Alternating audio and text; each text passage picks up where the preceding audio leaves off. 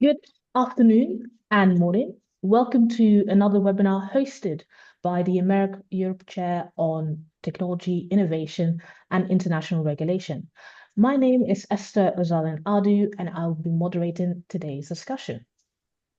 Before we start, I would like to mention a few words about the chair. The America Europe Fund strives to be a platform that supports academic cooperation, exchanges, programs, and research to disseminate and strengthen comparative knowledge of European and American societies. One initiative that supports our mission is the America Europe Chair on Technology, Innovation, and International Regulation, which aims to provide interdisciplinary research and expertise on regulatory developments in Europe and America with a focus on technology, innovation, and international regulation. Through these activities, we promote opportunities for cooperation and knowledge sharing amongst stakeholders across the Atlantic. And unfortunately, as you can see, we have a slight change. Due to flight delays, we could not be joined by Professor Alberto Alemani. However, we do have the distinct pleasure of speaking with Mr. Martin Guri, who is the visiting fellow at Mercator Center at George Mason University. He previously worked for the US Central Intelligence Agency as a senior analyst. Amongst his many roles, he served as the director of National Intelligence Open Source Center, including as a director of research. And for a bit of background, now the Open Source Center is now called the Open Source Enterprise, which is now part of the CIA's Directorate of Digital Innovation. If you've missed the yesterday's book talk with Renee de Rester, you are in for another treat, as today's discussion really refocuses on the subject of AI and democracy, but through a very distinctive and a nuanced perspective from the US. Whilst our discussions are still framed in light of the recent election cycles, we do pivot by assessing the seismic changes in civic discourse, whether in online and physical spaces, and whether AI-enabled tools could spell disaster or be a force for good. And with that, I'd like to open the discussion by asking Martin my first question. For our audience, could you describe how consequential the recent electoral cycles in the US have been in terms of the proliferation of AI tools, especially in shaping political discourse? Martin, you have the floor. Thank you. Happy to be here. Let me preface what I'm going to be saying with an observation, which sort of your remarks touched on, which is kind of like the kind of remarkable Manichaean difference in the way that the United States and Europe seem to look at AI.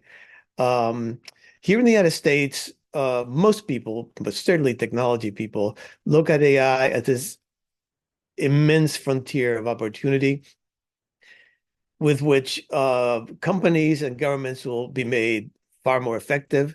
Ordinary citizens will be given a huge amount of computing power in their hands so they can have more leisure time, they understand their government better. Basically, it's a question of innovation and opportunity here. When I listen to the Europeans, it's like the advance of the bubonic plague. Literally, I hear words like inoculation and shield, somehow trying to keep them out. So probably everything I'm going to say today reflects that, and including my answer to this question, which is in the 2024 election here in the United States, AI had absolutely zero effect. Okay. There are 20 states that regulate the use of artificial intelligence, particularly images, in electoral advertising, for example. Those laws were never invoked. They mainly require that disclosure. They require that if you're going to put up a fake image, you have to say that it's fake right on the image. I believe there was one candidate for the Senate who did a fake image and said it was fake, and so it was fine. Donald Trump, bad boy, he faked an image of Taylor Swift that made it seem like she supported him. Well, that was discovered immediately and taken down by him immediately. It probably had some effect and influence at getting Taylor Swift to endorse Kamala Harris. So it probably had the opposite effect that intended. And it shows the internet at work. The internet is like the mother of lies. but it also is what my friend Andre Mir calls the viral editor that unmasks those lies. So every lie on the internet, including deepfakes that we know about, has been unmasked by the internet. So that's the United States. Very, very, literally no influence. Now, I look at Europe, and I don't know as much or as intimately in Europe, but for example, I see the recent election in Romania, which was canceled, which to me, right there, I'm still trying to get my head around that. And it was the recent, this is the Constitutional Court, basically stopped the presidential elections, gave very mushy language as to why I was doing it, implying foreign interference, apparently having to do with, although they themselves don't say it, with TikTok posts that, TikTok's very popular in Romania, that they felt were being manipulated by the Russians, by Putin. Um, that that kind of reflects to me the two sides and how they view AI. We just kind of like regulated, and it really had no effect. In Europe, this is terror of somehow democracy's going to be overwhelmed by this, and so there's this sort of rush to protect, inoculate, shield, um, in a way that honestly, if you are intending to protect democracy, canceling an election is a pretty peculiar way of doing it.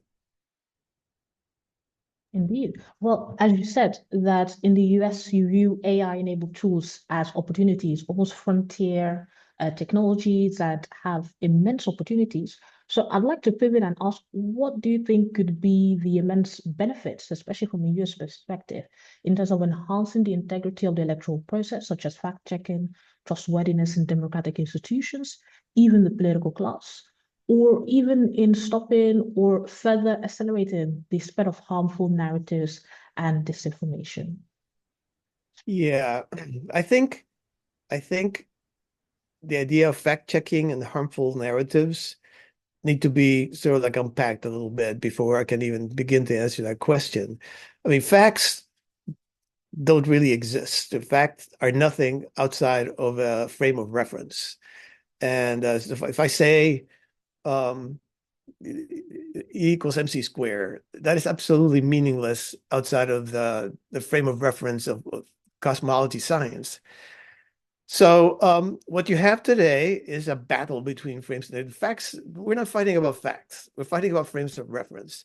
And I don't think it should be that hard. It certainly isn't hard for me as an old person to remember the days of the Cold War when you had a Marxist-Leninist frame of reference and you had a democratic frame of reference, and we would look at the same supposed facts and come up with completely different realities. All right. So I think that's happening right now. I think AI is going to compound. I think this began with the internet. AI, it's just, let's put that out there right now. The internet is approaching maturity, and much of what I'm going to say has to do with that. AI is just beginning to be felt, and it's like probably going to be orders of magnitude more disruptive, but we don't know that yet, and we certainly don't know how. So just knowing that we can, with AI, identify certain facts, it doesn't tell you how the frame of reference is going to be handled. So I would say the one thing we have to watch out for in there is, make sure that the AI machines, the AI programs, don't give you prepackaged frames of reference, which it has to almost. So it would have to be the best that you could hope for is a large plurality of AI programs that give you a large plurality of frames of reference. And then you can start to approximate, okay, what is actually happening in reality. And you can then approximate how to have public discourse that everybody can share. Right.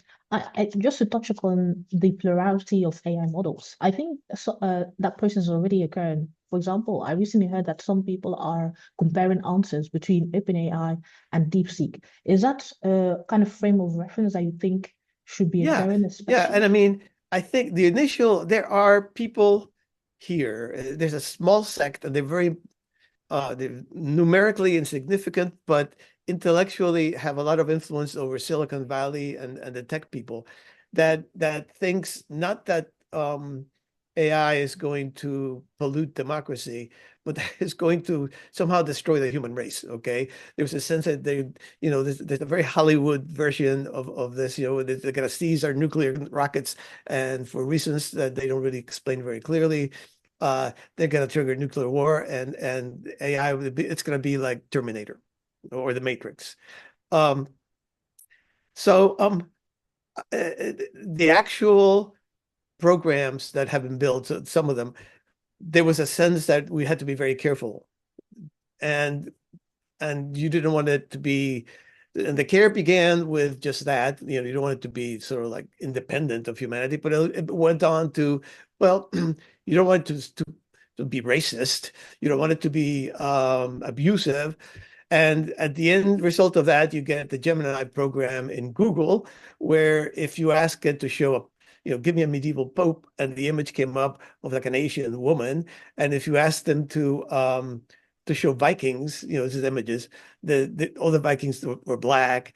It just got the frame of reference got so skewed that we escape reality altogether. So yeah, I think having more than one, some people are gonna. I think Google search is gonna go away. I mean, search is doomed. So I think Google is desperate to have a role in AI, and that was not an encouraging beginning for them. And I think for the rest of us, yes, what you're talking about is, if you test as many of these AI tools as you can, and ream them out as much in depth as you can. And each will have something they can do better than the others, I suspect. But as frames of reference, none should be trusted. None should be trusted.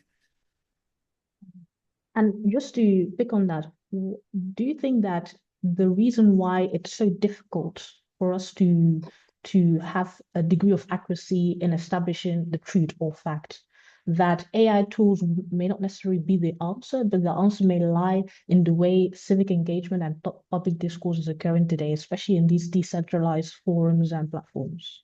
Like, what do you think is the main reason why we cannot really trust these AI tools to help us decipher what is the truth or what is fact? Well, the British philosopher Steve Fuller, we're basically in what is an age of post-truth. A lot of people use that term. I have used it, but I use it in the way Fuller uses it. He says, what is important about the post-truth conditions isn't whether something is true or false, but who gets to decide, right? Again, the frames of reference and the conflict between the frames of reference.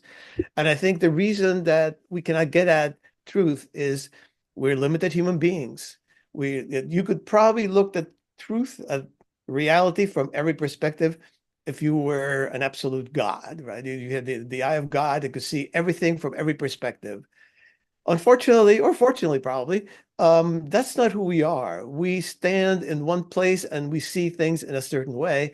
And I always say, if you are in New York City and you're on top of the Empire State Building and you're looking out at night and the lights are glittering, it looks like the heavenly city. If you're down at the sidewalk and there are grotesque human beings lying there on the ground and traffic is crazy and it's noise and crowds, it feels like hell. It's the same city. It's different perspectives. So I think when we look at these AI tools, the first thing we need to decode is what's the perspective. I mean, Gemini, for example, had an extreme, almost ridiculous, hilarious, parodic social justice perspective that got so carried away that he thought Vikings were black. So, but when we use these tools, we can't just accept what they give us, even if they are attempting to give us Platonic truth. There is always a framework, and there is always a decision of who decided this was true, and they should not be allowed to become authorities. You should question everything you get from them. And I think, by the way, if in the end, because like I said, we're just at the beginning of this. I mean, we're really this is a good conversation to have. In that none of this has happened yet. It's coming, but it hasn't happened yet. So everybody who's listening, should prepare their minds. Okay. Um, is this a good thing or a bad thing? And I tend to think, and Fuller is the one that persuaded me of that. I mean, it depends, but not necessarily a bad thing. If we all become skeptical of what we are told, until it is reinforced by various sources or whatever, we're actually approximating a scientific process. I mean, it is not the way you learn to be told by authority, which is that's more of the religious system, right? This is what it is. This is truth. Accept it, right? So I think if it works in the way that it should, if we all train our minds to question and to doubt and to be not cynical and not skeptical in the sense that nothing is true, or I'm not a postmodernist, I believe reality really is out there. But there are perspectives. And the more perspectives you can gather around, the closer you get to that reality. I want to continue to expand upon the idea you introduced in discussion, this post-truth, and really zoom in, especially in your view in the US, about what other structural factors contributed to us now being in this post-truth era, whereby even ordinary public discourse is so divisive, often has extremities, whether on both sides, and there isn't anymore the space to find consensus, which was always a key pillar in democratic discourse. Yeah, that's a really good question. Let me let me tell you a story, okay? Um, when I was in CIA, I had probably the least glamorous job in that place. I mean, I never played baccarat with sexy ladies in Monte Carlo. I was an analyst of global media. And at the beginning of my career, it was a pretty straightforward job. Um, the amount of open information was a trickle. And that was true even of developed countries, all right? So that if the president said, how are my policies playing in France, I had two newspapers I went to, right? They were considered authoritative. Then, very suddenly, around the turn of the century, a digital earthquake, epicenter, say, around Palo Alto, um, created this digital tsunami that was in volumes unprecedented in the history of the human race. And those aren't just words. In the year 2000, information was produced that was double the amount of all previous human information going back to the cave paintings and the dawn of culture. All right. The year 2001 doubled 2000. And that has pretty much more or less continued that trajectory. If you chart it, it really looks like a gigantic wave, like a tsunami.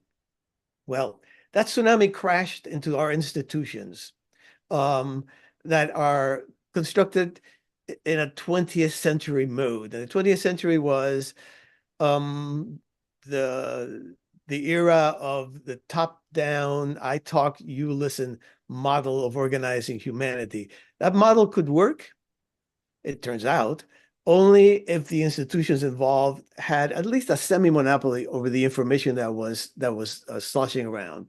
Once the tsunami hit, the institutions pretty much started to collapse. Their authority disappeared. So in the old days, you had, in the United States, we had Walter Cronkite, who was voted the most trusted man in America 2 years in a row. He was an anchor, news anchor. And at the end of every night, he would say, and that's the way it was February 7, 2025. And this was like a 20-minute, mostly visual thing. The whole world was rolling out there, but he had compressed it into 20 minutes, and that's the way it was. And we sort of believed him or trusted him because we didn't have any alternatives. Now we have multiple alternatives. We know every time the people in charge make a mistake. We know every time they make a false prediction or a failed prediction. We know every time they have a sexual escapade. We know every time they have make more money than they should. So I think part of what we're talking about here in terms of the divisiveness and of uh, the failure of discourse to be shared on the same basis is that we have at least two and probably very many I think we have fractured in a mosaic of perspectives, and each one of us thinks we have truth in that perspective and that tiny little mosaic. And it's very irritating to have somebody else say, no, no, no, my truth is true. Yours is, a conspiracy theory. All right. Um, you can make a big division, and I have in my book, and say, well, you can aggregate those mosaics into two large groups: the elites who sort of inhabit the old institutions and want nothing to change and would dearly love to go back to the 20th century if they could, and the public, which is very chaotic and nihilistic, but that rides all the tsunami of information to be able to basically become a leading actor on the political stage.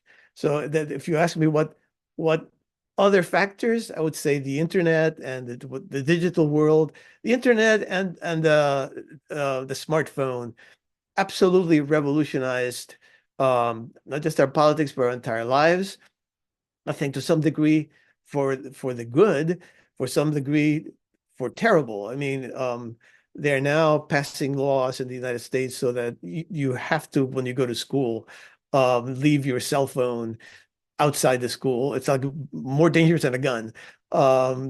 My friend Jonathan Haidt he's a social psychologist, has made all these studies showing that there's a whole generation that began to go pathological almost immediately with the iPhone when the iPhone came out, in terms of depression, in terms of suicide rates, anxiety, and so forth.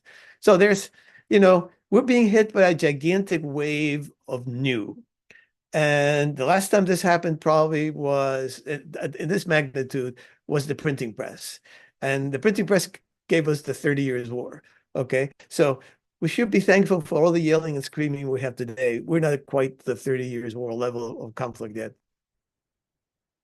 I want to link your comments to some of the findings that you made in your book, particularly because your recent publication, Revolt of the Republic and the Crisis of Authority, you base it, especially in your number of interviews that you made, you touch upon how this new information age has made it possible for the citizen to almost choose their elite.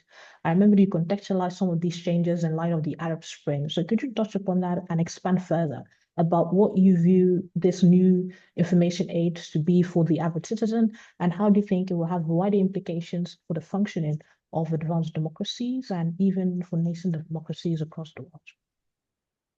Well, I think for the public, it's this bonanza of information.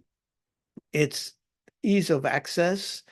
It's convenience supreme. I mean, when we had the pandemic and we all got told to go home, we could all just click on the computer and Amazon would have whatever we needed outside our doorstep. So we didn't have to go out shopping. Um, but I think it's also like what I said before, I think it's a great moment of disillusionment, disenchantment.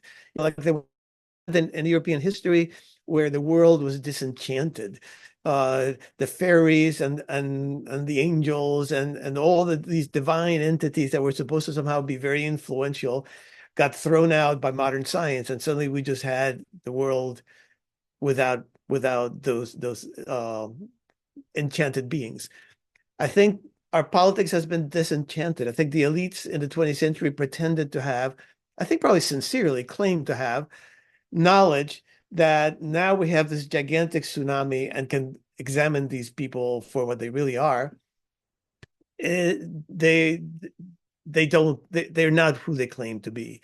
And I think they will have to be, I mean, they're always going to be elites. You can't run a civilization without elites. You always got to have institutions. You can't, I mean, that's what the public has basically in a crusade against the institutions, but you always going to have institutions. But the elites have to somehow mesh up with the public, and the elites have to somehow reflect the powerful forces that the public is very aware of, that they seem completely ignorant of.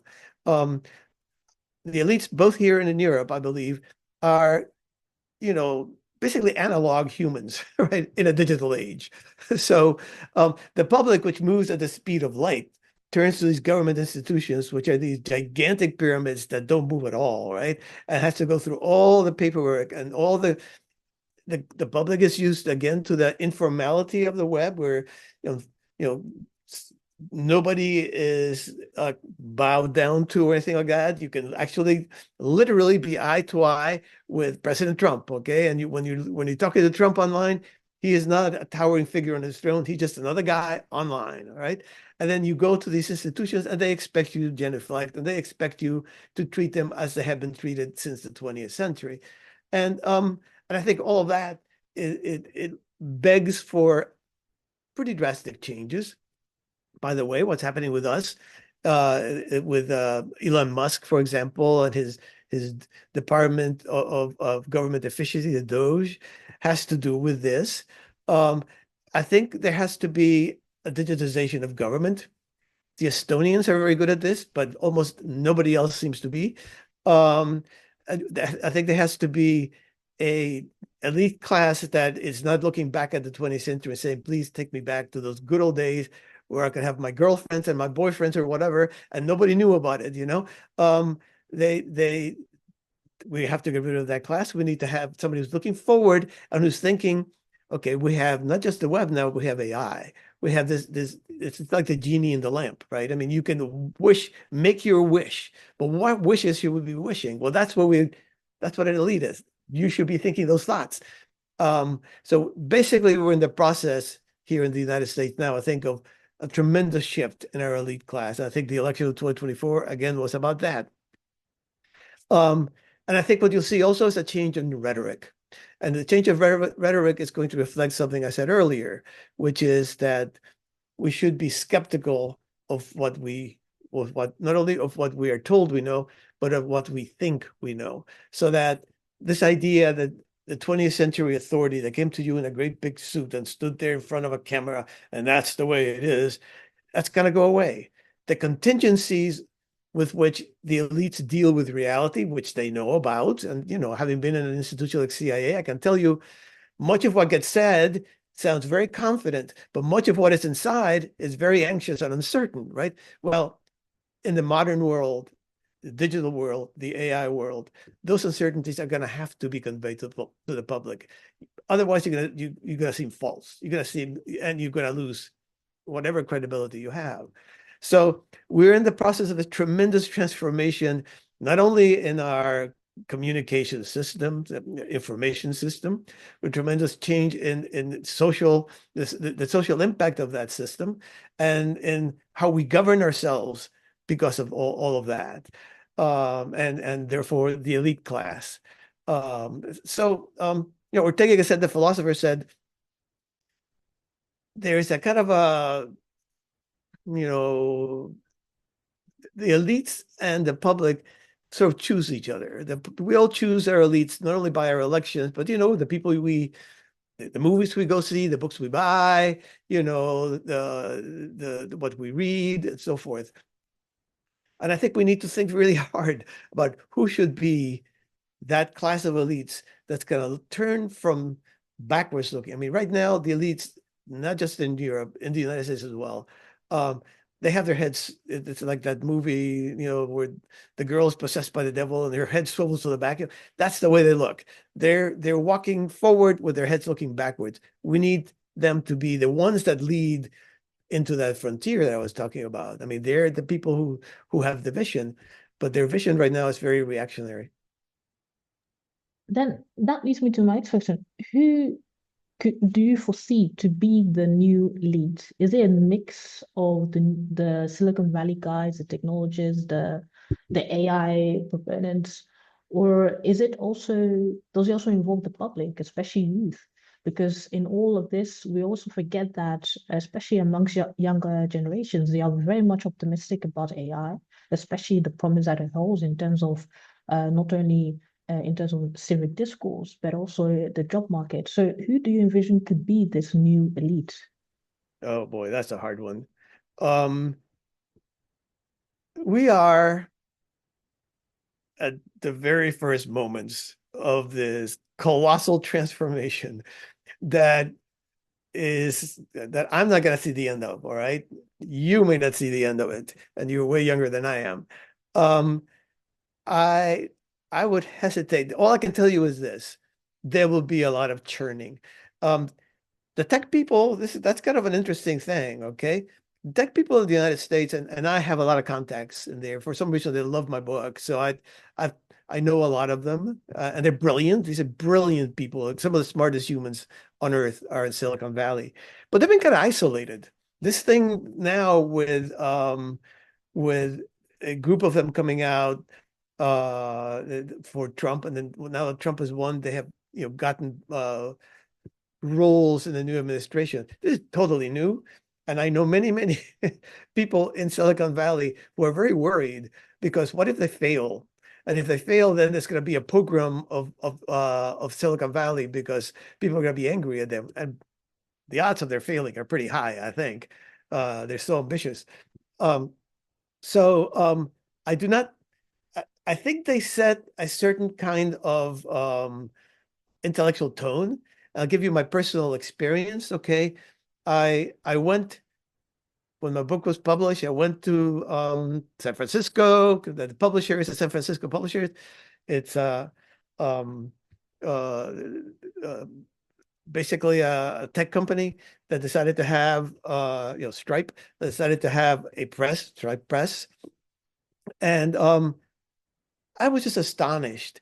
There were people, I'm not going to drop names because that's kind of crude and but there were people that are very, very famous and well known that wanted to meet with me. And poof, I was there in their homes talking to them. Here in Washington, where I live, I live in Virginia, right outside Washington, it would take 18 hoops of fire you have to jump through and beg permission. And if you want to meet an equally important person like that, so I think Silicon Valley, it has an informality and a quickness of, I'm interested and they read the books, which here in Washington, not so much. So I think they have always been a leavening of our culture, but they are not the elites. They have not been the elites. I don't think they will be the elites. They are a class apart. They're just a class apart. Who the elites will be, there's going to be a lot of churning. There's going to be a lot of churning, and there's going to be first this and then that. We're just seeing that happen here. All right. We had this very curious circumstance in the Biden administration where it's pretty clear by now from all the stories coming out that poor old Joe Biden was not really there. Okay, he was sort of like a figurehead. So there was some kind of elite class underneath him that was running the show, most of whose names we don't even know, right? So that class is gone now. We got the two the two sort of the Trump alliance, which is what they call the new right, which I would say J.D. Vance, for example, is a good representative of that, and what they call the tech bros, which is Musk and his crowd, very uneasily brought together. Those two things don't have necessarily much in common other than Trump. Um, so it's not a permanent alliance. I don't think it's going to rule America for eternity. I think what we have is more churn coming up, more churn coming up. And it's the politics are important always, but most of the churn is going to happen outside of politics. It's a social change. We have to learn to deal with these tools. Like I said, you know, we can now press a button and have the store come to our front door, right? We still get up and get in the car and go to the store and look around and this is what I want. No, there it is, right on foot. So that's a tremendous social change, and the stores are suffering from that. So they have to compete with that. So that's like a tiny little example of what's going to be a huge, huge transformation, the end of which we should all, I think, be careful that democracy is there at the end, right? And like I said, I'm not going to see it. I'll do my bit when I'm around, but I'm not going to see it. Uh, and there is no reason, by the way, why democracy can't be deepened, because that old 20th century model of democracy, which was these hierarchical institutions like the political parties, like national governments, you look at those structures, they're not particularly democratic. But you look at the web and it's very horizontal, all right? And you're always going to need hierarchy. You're always going to need a little pyramid, but it can be a lot flatter and a lot closer to the public. So at the end of this process, of this chaos, of this churning, let's hope, and I do hope, I'm a long-term optimist, that we get a more democratic democracy. I want to get back the discussion to what is happening right now at the policy level. As you already stated in your previous comments, it's almost as if the first reactions of elites, especially at the policymakers, but in the EU or in the US, especially in sub-national states, that there's a need to regulate certain aspects in order to protect democracy. So I want to get your perspective in terms of the efficacy of existing nascent and proposed regulatory instruments that appear to regulate the deployment of AI tools, especially in the electoral process, but some even try to regulate AI much more broadly, especially if you look at the European model. So, for example, last year, von der Leyen proposed a European Democracy Shield, a strategy that builds upon existing instruments such as the AI Act, the anti-coercion instrument to combat foreign interference. While in the US, while there is no national AI Act, some states have been active in kind of passing piecemeal policy instruments targeting deepfakes, electoral fraud, and so on. Especially according to the Brennan Center, that stated that at least 14 states have been active in these areas. So, how do you assess the efficacy of these tools? Will they be effective? Or do you propose something completely different, a different regulatory model? Or do you feel that right now it is too premature for states for regulatory intervention to happen at this stage? Well, there's actually 20 states by now that have regulated, but it's very light regulation, like I said before. It's mostly disclosure, which I think is fine. I think there obviously have to be some rules. I don't like the word regulation, but they have to be rules. I mean, you can't put something that is not real and foist it as reality, okay? I actually think the harm in that is minimal because it gets discovered immediately, but just as a matter of ethics, you can't say this is true when it isn't. That's true of textual material as it is of visual material. So I think rules about that are fine. If you lie, then you get taken down. If you say I'm making this up, as with that's what most of the legislation in the states here in the U.S. require that. You know, basically, you can do it, but you have to say what you're doing. Well, that's fine. And I'm not a determinist, but I am a McLuhanist. So there's a conflict in my mind between those two extremes. I feel that information systems are massively powerful. They are they're ecological forces. They change the landscape. Okay, like the printing press changed the landscape. Mass media changed the landscape, and now digital media are changing the landscape. And so when you change the landscape, not only human behavior, but even human thought changes also. And to put you can, if you want to, regulate it to death. I mean, there is no trouble with the internet in North Korea, for example. I mean, that's a place that is safe for all the pathologies we've been discussing here. They have cured that problem. Um, China is kind of, they are more open than we think, but they also spend enormous amount of resources trying to make sure the internet doesn't essentially, pardon me, bite them in the butt. All right, they have a Leninist regime.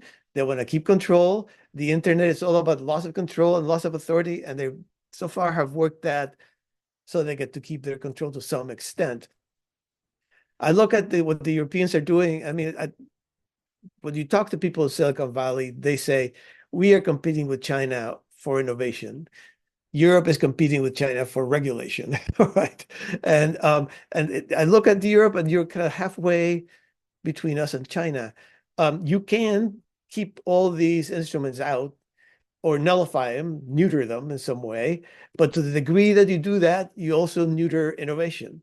So I think you need to decide what is it that you want. Do you want to maintain the status quo in permanence? Is the status quo in Europe so magnificent that it shouldn't be challenged by these tools in any serious way? And when it is, you cancel an election, for example, or you impose censorship. because the public shouldn't be exposed to these harmful narratives? Or are you healthy enough that you can accept that? I think the regulation right now, they're 20th century regulations. They're things that they're still thinking of, if we pick out these little words, somehow we have fixed the problem. This is an ecological change. The entire landscape has changed. You can't just take that one out. You're living in this landscape. So policy-wise, the first thing that has to happen is what we talked about before. We need people making policies who understand what's going on. I don't believe right now that is the case. It has not been the case in the United States in the past. I'm waiting to see whether this infusion of the tech bros into government changes that. It may or it may not, but it has absolutely not been the case in Europe. Europe is super determined not to allow the political status quo to be disrupted by this gigantic ecological change that has already disrupted everything. So to me, it's a unless you want to become North Korea, that would be a policy change. You're gonna be there. You're gonna be in the middle of the chaos. So some things can be regulated, and it can be, rules. We need rules. We should be thinking about that instead of thinking constantly in terms of harms and censorship and fact checking and all this, as if somebody had the authority to tell everybody. Nobody does today. All right, we're too fractured. We should be thinking about how do we deal with that? How do we deal with a world in which these powerful communications and information technologies have fractured our societies, by the way, possibly into the shape that they actually are.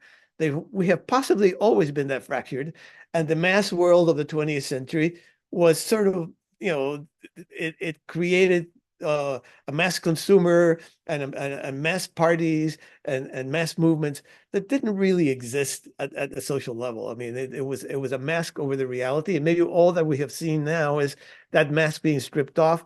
I don't know if that's true, but it could be.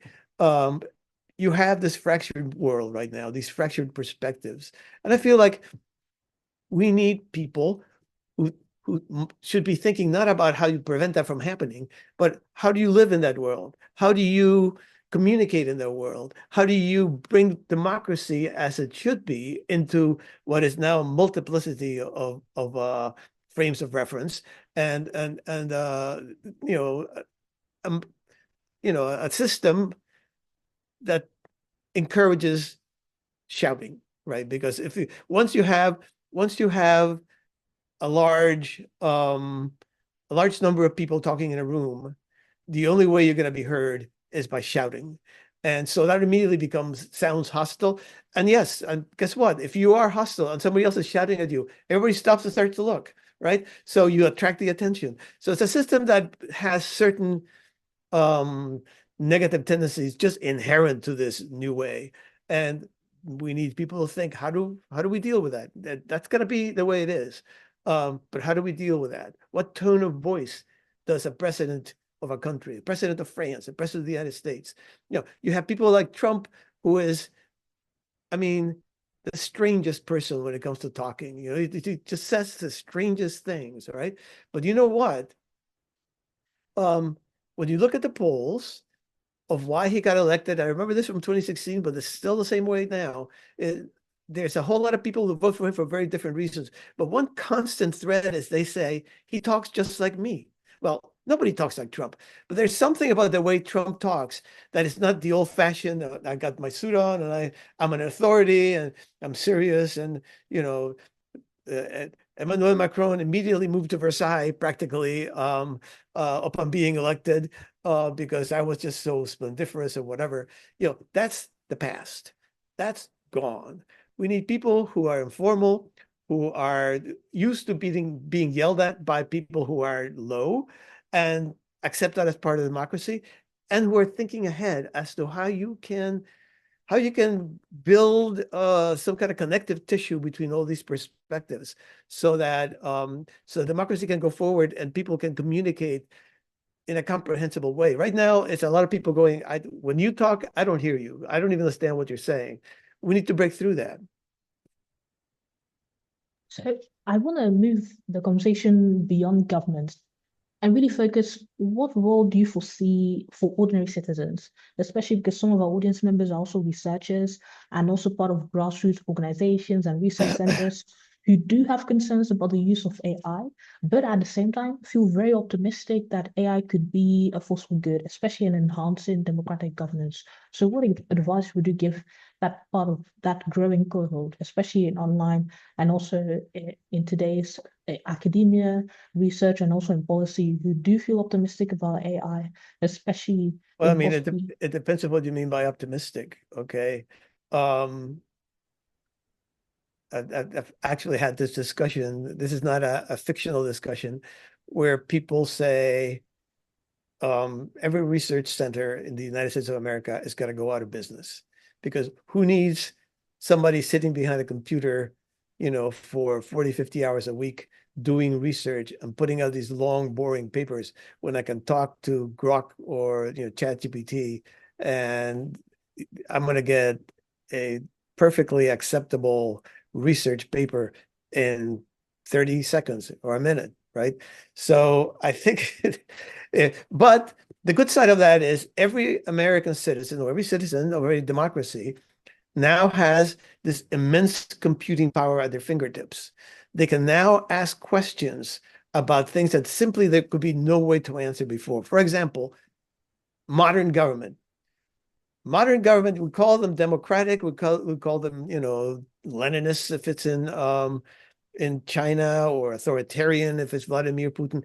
But when you look at modern government, you look at the Chinese government, the Russian government, and the American government, and the French government, they all look the same, all right? Remarkably the same. There are these gigantic pyramids with pyramids inside pyramids, inside pyramids, inside pyramids, all right? So if you're an ordinary citizen and you want to understand what's actually going on, all right, it's incomprehensible. You can't. It's this monstrous thing that is mostly conducts its business behind closed doors, that it does not communicate to the public. AI, because it can go around and get all kinds of stuff that are there. AI can allow the citizen to break the shell and actually inspect what a modern government looks like. I think that's going to be shocking. This is what's happening with the Doge and Elon Musk.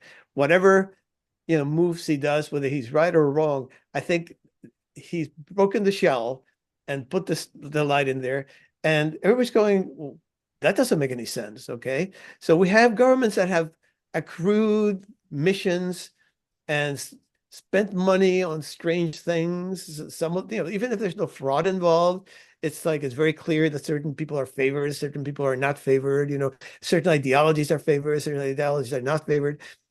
Some of it seems almost random and crazy, right? It's been going on for years and years and years. Why do we do it? Because we've always done it.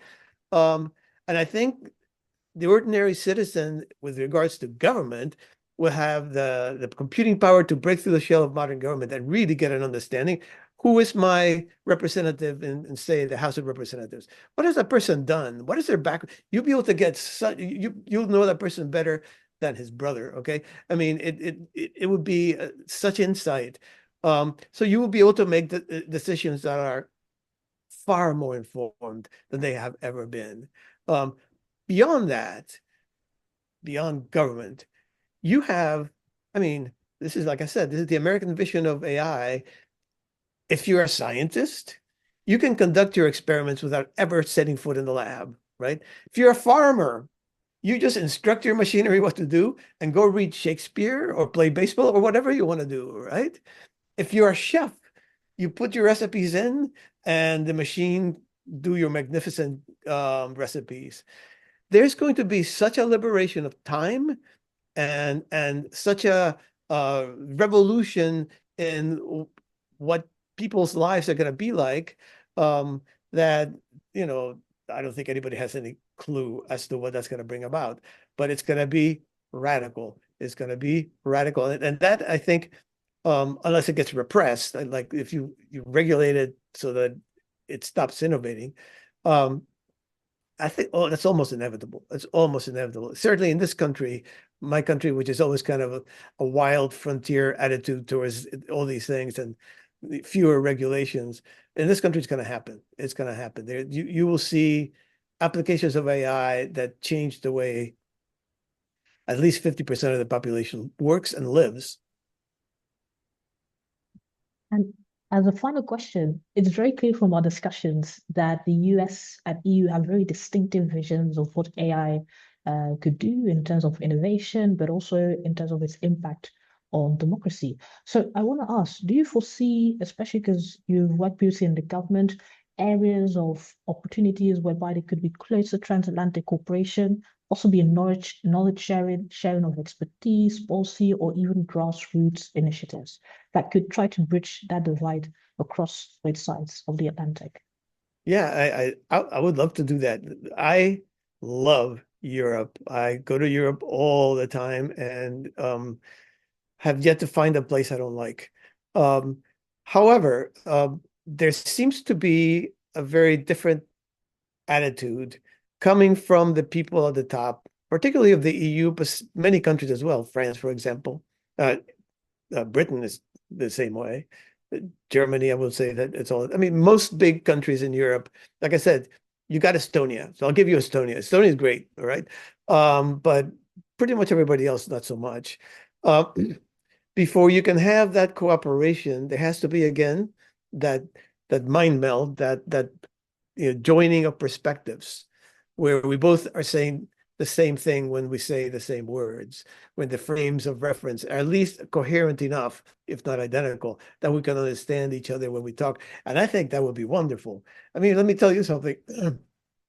Silicon Valley is full of Europeans. Um, Collison, the guy who runs Stripe Press, and I mean, runs Stripe, which then founded Stripe Press, which has published my book. He's Irish, okay? So they come here because they can't do it over there. So it would be wonderful if the Europeans joined in this crusade for innovation, and this march to the future, this migration from the old comfortable 20th century world to this wild frontier that we really don't know. Again, it has many, wild beasts and dangers and robbers and crazy people. But in the end, there is a holy grail to be had, right? There's a way of life that liberates the ordinary person from much of the labor that they have had to endure, at least many of them, and creates systems of knowledge that were just impossible, 30 years ago. So, there is everything. Technology breaks things, and then the human mind kind of comprehends them. There's very little philosophical work being done on this. People like Steve Fuller, I recommend. He's good. Very little philosophical work trying to explain to us how should we be dealing with a world of chaos, but direction. We're headed somewhere. This is very clearly we're headed somewhere. And some people are going, and the Europeans tend to be like, no, let's hold back, hold back. They're the tech bros here in the United States. It's like jump, even if you're jumping off of a cliff. No, let's just jump. Let's keep going forward. So there's various attitudes towards that. But what is lacking is some big think, some philosophical principles, at least to explain what's going on, not necessarily to judge it. I mean, that would be up to us as a judge, because it is happening so fast. And unfortunately, the people who are in that world our elites are the ones that are being disrupted the most, and that's true here as there. And so they're not in in the mood to write philosophy. They're in the mood to deny it and reject it and repudiate it. So I I am optimistic. I remain optimistic.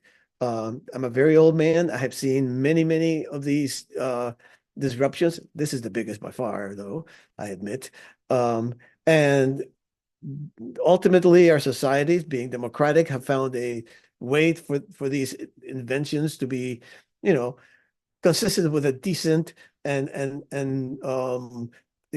affluent way of life. So on the one hand, uh, the disruptions push us forward, uh, but I think at the end we will arrive at a place where the printing press arrived. It took the printing press 150 years, the human race 150 years to figure out the printing press. All right, I can tell you this: if you had been, if you took a time machine and went to the 30 Years' War and said, "What do you think of the printing press?"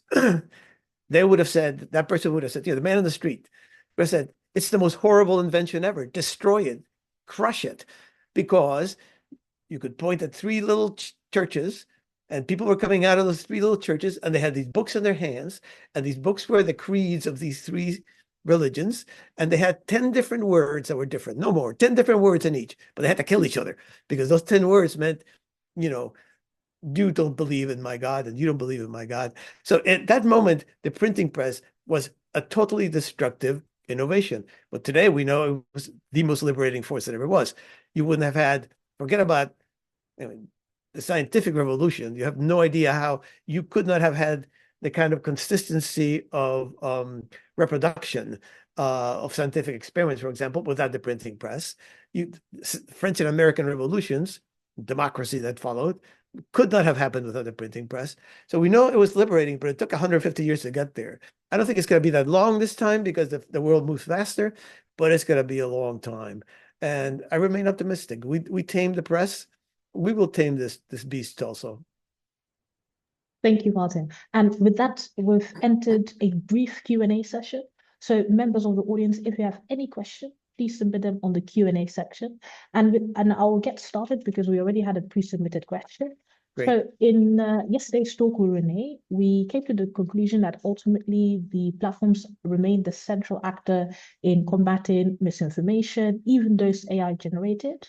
But still, we do see that there's a real discussion going on, especially in these online spaces, about how there should be a different kind of online space in online spaces to generate discourse. So one user actually mentioned that should we reimagine a different model or alternative social media platforms that could preserve those ideal free speech conditions that encourage better civic engagement compared to the current platforms that we have these days that often generate these extremities. So the person actually proposed, what if we introduce a public option? Do you see a feasibility of that? Or an alternative version that incorporates AI that could give the user much more autonomy, which could enable them to select the type of content they want to see instead of the current model, which is to recommend or suggest content based on the user's profile and behaviors, especially across online. So what are your thoughts on this? Yeah, I mean, I think one of the things that will probably go away with AI is, I mean, they of course are driven by gigantic algorithms. So it's not like we can escape the curse of the algorithm by going to AI, but it's a very different kind of thing. I think what we will escape is the social media, Facebook and Google type of algorithms, which are totally opaque, totally opaque.